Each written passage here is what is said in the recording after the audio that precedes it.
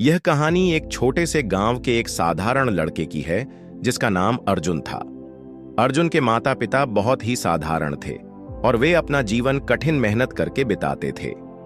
अर्जुन का सपना था कि वह भी बड़े शहर में जाकर कुछ बड़ा करे, लेकिन उसकी आर्थिक स्थिति बहुत कमजोर थी।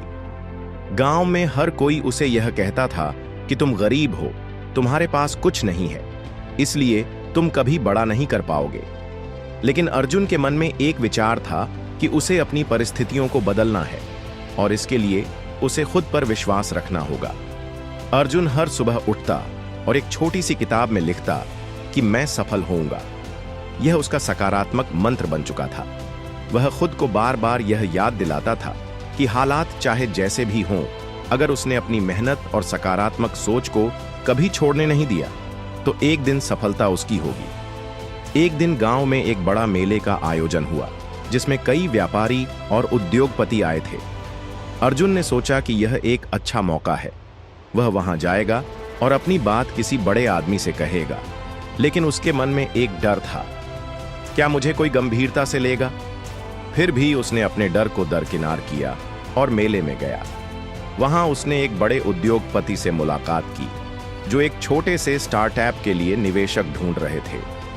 अर्जुन ने अपनी पूरी योजना को उसे सुनाया, लेकिन वह आदमी पहले थोड़ा अनिच्छुक था।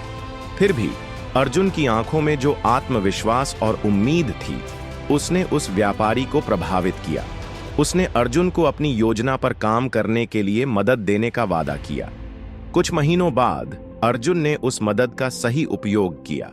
उसने अपने छोटे से विचार को एक बड़े व्यापार में बदल दिया।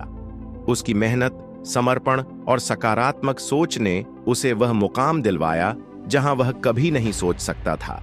अर्जुन ने यह साबित कर दिया कि कठिन परिस्थितियां किसी की सफलता को रोक नहीं सकती, अगर किसी के मन में दृढ़ निश्चय और सकारात्मक सोच हो। अर्जुन की कहानी आज भी गांव में सुनाई जाती है। लोग उसे एक उदाहरण मानते हैं कि जब तक आप अपनी सोच को सकारात्मक रखते हैं, तब तक कोई भी चुनौती आपको नहीं हरा सकती।